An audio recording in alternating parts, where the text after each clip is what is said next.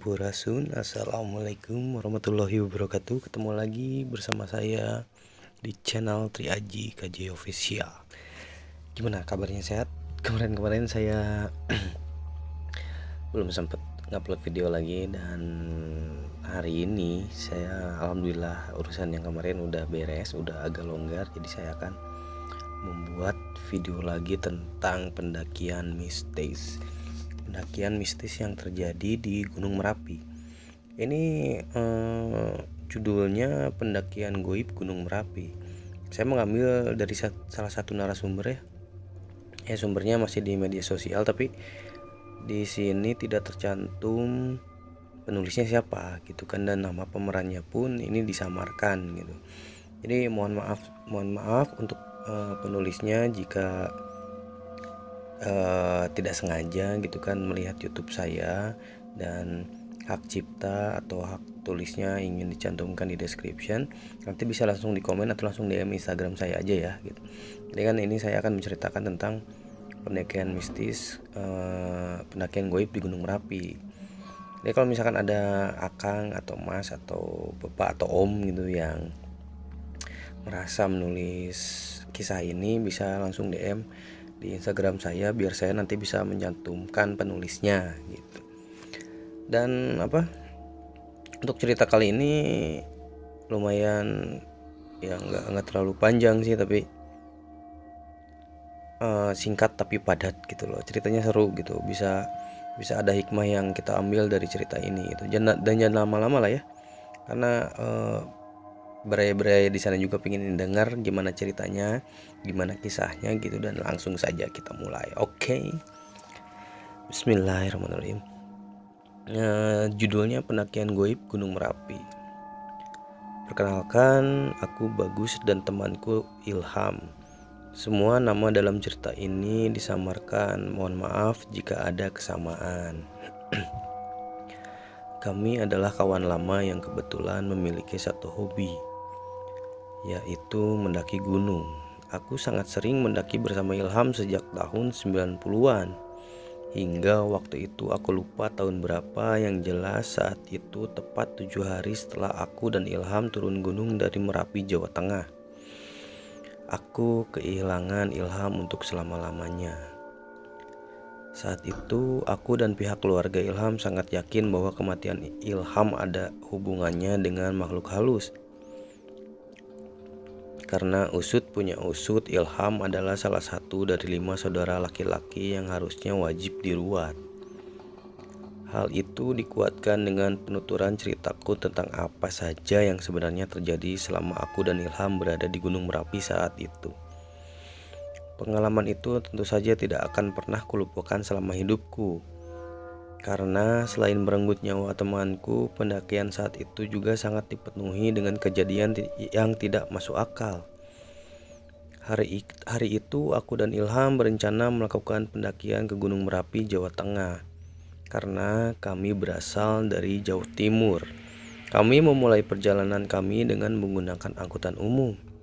Setelah melakukan berbagai persiapan, akhirnya pagi itu kami berdua berangkat menuju salah satu terminal yang berada tidak jauh dari rumah kami.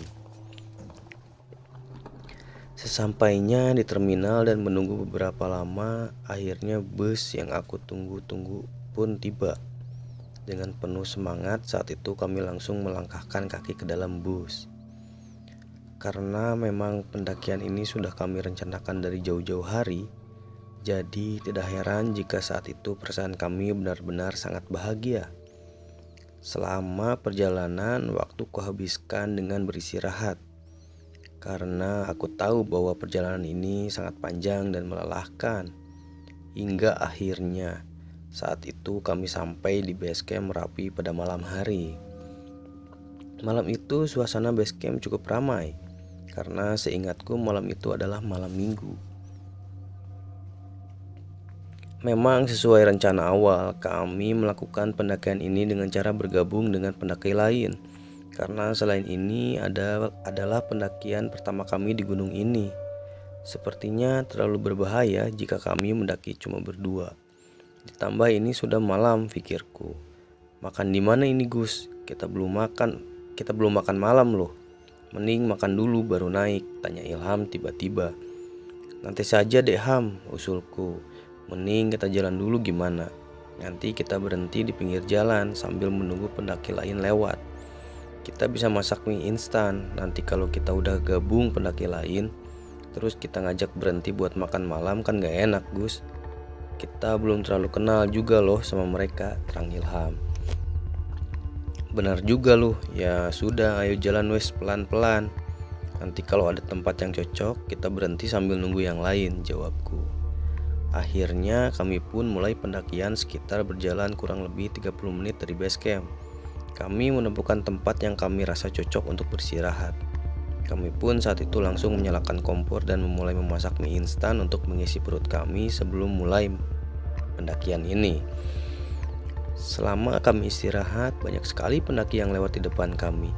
Karena saat itu kami memang tepat berada di pinggir jalan dengan suasana cukup ramai pendaki yang berlalu lalang. Monggo mas, sesekali terdengar sapaan pendaki lain di sela-sela kami yang sedang asik menikmati mie instan. Kami pun membalas sapaan mereka dengan senyuman hingga kata-kata penyemangat. Setelah makan malam, kami tetap di tempat ini sambil menunggu pendaki lain. Dan tidak beberapa lama kemudian akhirnya ada rombongan pendaki lain yang hendak naik. Terlihat dari sorot headlamp di kepala mereka yang sesekali menyerot ke arah kami. Itu ada pendaki Ham, yuk gabung aja deh, kita naik sekarang, ajakku. Jangan yang rombongan ini ah Gus, mereka kelihatannya kurang bersahabat. Dengar deh mereka kalau jalan sambil bercanda. Kenceng banget suaranya, ucap Ilham. Lu tau dari mana? Enak dong kalau sambil bercanda, nanti perjalanan jadi gak berasa, jawabku. Aku gak mau gabung rombongan yang ini pokoknya, mereka cowok semua Gus, males ah gak ada ceweknya, monoton, keluh Ilham. Lu tau dari mana? Kita lihat wajahnya aja, belum, protesku. Lihat aja bentar lagi, pasti gak ada ceweknya, soalnya aku gak dengar suara cewek sama sekali, jawab Ilham. Ternyata prediksi Ilham tentang rombongan pendaki yang lewat itu benar. Mereka beranggotakan 8 pendaki yang hanya berjenis kelamin laki-laki.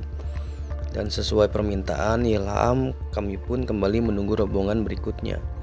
Dan sekitar pukul 22 akhirnya kami melihat ada pendaki berikutnya. Ham, ini sudah jam 22, apapun alasan lu, kita harus gabung rombongan ini.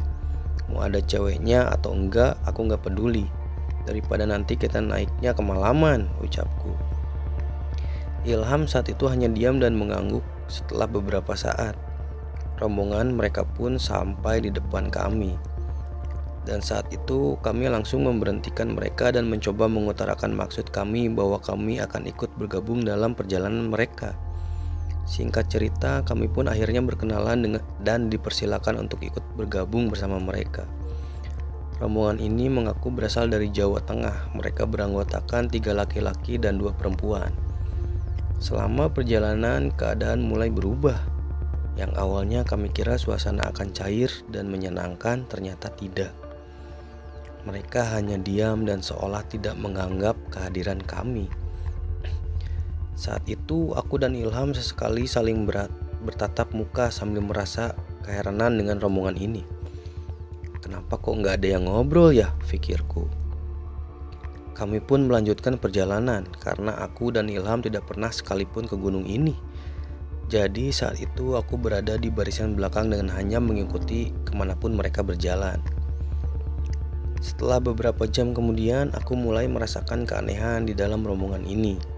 Setiap aku menanyakan tentang jarak dan sebagainya, mereka hanya jawab dengan senyuman lembut tanpa mengeluarkan sepatah kata pun. Dan akhirnya kecurigaanku pun terbukti karena rombongan ini tiba-tiba seolah memasuki sebuah perkampungan kecil tepat di jalur pendakian yang kulalui. Saat itu aku sangat keheranan dan kembali aku menanyakan tentang keberadaan rute kepada rombongan ini. Mereka pun tetap diam, tidak menghiraukanku. Aku pun terus melanjutkan perjalanan sambil melihat kondisi perkampungan ini. Rumah-rumah di perkampungan ini berbentuk gubuk kecil yang berjumlah kurang lebih 15 gubuk dengan jarak yang lumayan berdekatan. Saat itu aku juga melihat ada beberapa orang tua seperti penduduk lokal perkampungan tersebut. Mereka hanya memakai celana pendek hitam dan sebagian yang membawa cangkul di pundaknya. Mereka seolah menatapi perjalanan kami dengan wajah yang penuh kesedihan. Aku pun melanjutkan perjalanan dengan pikiran yang mulai tidak karuan.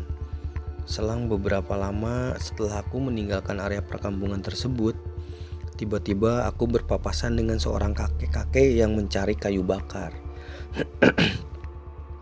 Dan betapa terkejutnya aku ketika aku tahu bahwa kakek-kakek tersebut tidak memiliki mata dengan wajah yang sudah setengah hancur seperti habis mengalami kecelakaan.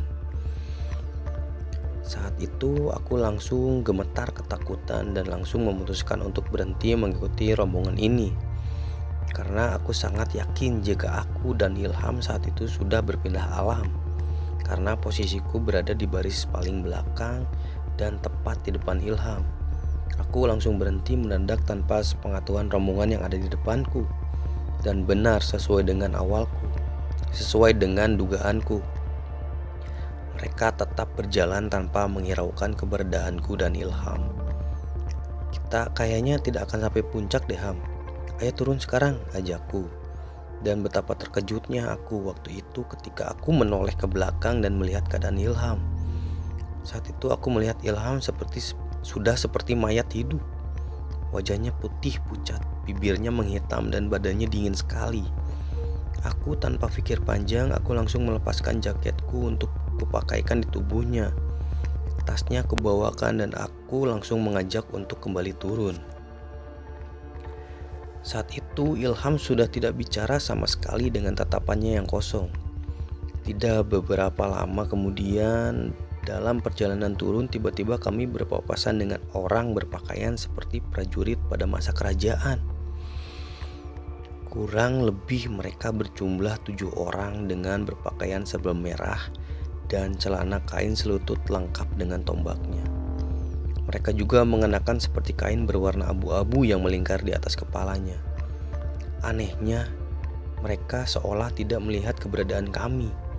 Mereka hanya diam dan terus berjalan dengan pandangan lurus ke depan. Saat itu aku langsung memeluk Ilham sambil mulai meneteskan air mata karena ketakutan. Setelah keadaanku anggap sudah aman, aku pun kembali melanjutkan perjalanan turun. Saat perjalanan turun, aku hanya mengandalkan ingatanku dan berharap tidak tersesat. Saat itu aku sesekali melihat keadaan Ilham yang semakin memburuk. Dia sudah tidak mengeluarkan kata-kata lagi. Dia hanya diam sambil mengikutiku dari belakang. Aku pun saat itu berpikir, nanti kalau ketemu perkampungan yang tadi, aku akan berhenti untuk meminta bantuan. Setelah lama aku berjalan, aku tidak kunjung menemui perkampungan tersebut. Bahkan aku menemukan bungkus rokokku yang kubuang saat aku hendak memasuki area perkampungan yang kulihat saat perjalanan berangkat tadi. Tapi saat itu benar-benar seolah seperti tidak pernah ada perkampungan di jalur ini. Loh Ham, ini kan bungkus rokokku yang kubuang saat masuk area kampung kecil yang tadi. Ini kok sekarang tiba-tiba gak ada di rumahnya ya? Rumahnya? Tanyaku kaget. Ilham tidak menjawab, dia hanya diam dengan tetap menundukkan kepalanya. Aku pun saat itu perlahan melanjutkan perjalanan dengan seluruh tubuh yang gemetar karena ketakutan. Hingga akhirnya aku sampai di sebuah pohon besar yang seingatku aku tidak menemui pohon ini ketika aku naik. Hal itu membuat aku berpikir bahwa aku dan Ilham benar-benar tersesat. Karena Ilham sudah mengaku tidak kuat berjalan lagi dan mengingat keadaan dia sudah mulai parah, aku putuskan untuk mendirikan tenda di sini. Saat itu aku berpikir lebih baik perjalanan kulanjutkan besok pagi agar lebih aman. Tenda pun berdiri dan aku langsung menyalakan kompor untuk segera membuat minuman agar tubuh Ilham lebih hangat. Malam itu waktu kuhabiskan dengan tetap berada dalam tenda.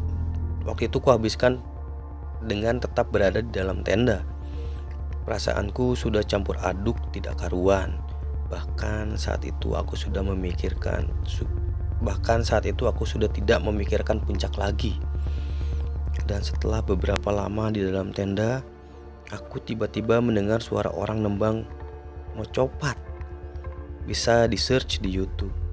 Mungkin yang paham tembang ini kayak gimana alunannya pasti akan mengerti betapa ketakutannya aku saat itu ketika tembang ini terdengar di tengah-tengah hutan. Suara tembang tersebut terdengar jelas dan seolah bersumber dari samping tendaku. Saat itu aku sangat ketakutan hingga aku seolah sulit untuk bernafas. Ditambah setelah aku melihat keadaan Ilham, dia sudah seperti orang yang meninggal. Wajahnya putih pucat sambil melongo dengan tatapan membuka mata. Malam itu suara tembang mencapat tersebut seolah-olah menjadi alunan kematian Ilham. Dan aku pun sudah tidak bisa lagi menahan tangis. Aku menangis terseduh-seduh sambil memeluk Ilham dan berteriak minta tolong. Saat itu aku sudah pasrah dan seolah aku sudah mengerti bahwa aku juga tidak mungkin bisa kembali pulang lagi. Jadi kuputuskan untuk memejamkan mata sambil tidak berhenti membaca ayat suci Al-Quran. Dengan perasaan yang sangat sedih dan masih ketakutan, aku tiba-tiba mengingat kembali semua kenanganku selama hidup. Semua seolah diperlihatkan ulang oleh Sang Pencipta. Hal itu membuat rasa penyesalanku semakin dalam, karena banyak sekali hal-hal yang kusia-siakan ketika aku hidup, pikirku. Dan selang beberapa lama kemudian tiba-tiba aku mendengar suara Ilham memanggil namaku dengan lirih. "Ayo pulang Gus," kata Ilham lirih. "Aku wes gak kuat Ham, aku gak ero dalane. Aku sudah tidak kuat Ham, aku juga tidak tahu jalan pulang," kataku. "Ayo pelan-pelan Gus, aku tahu jalan pulang," paksa Ilham. Dan sedikit harapan, akhirnya aku berdiri bersiap untuk membongkar tenda dan membereskan barang-barangku. Saat itu ketika aku membereskan barang-barangku kurang lebih hanya 2 meter dari tempatku, kembali lagi aku melihat ada sosok seorang tua renta dengan tidak memakai baju. Sosok tersebut duduk dan diam di antara semak-semak sambil menangis lirih. Aku saat itu sangat gemetar dan mencoba terus bergegas membereskan barang-barangku. Setelah semuanya beres, aku pun kembali melanjutkan perjalanan turun. Tidak beberapa lama kemudian, tiba-tiba aku dihadang oleh beberapa sosok pocong. Sosok tersebut tepat berada di tengah rute kami lengkap dengan balutan kain putih yang terlihat masih baru. Aku pun saat itu langsung lari tunggang langgang sambil berteriak minta tolong.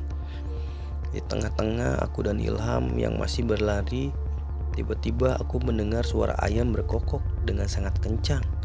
Seolah sumber suara ayam tersebut tidak jauh dari tempatku berada saat ini. "Ikuti suara itu Gus," ucap Ilham tiba-tiba. "Itu sebelah kanan kita Ham, gak ada jalan ini, rumputnya tinggi banget," jawabku heran.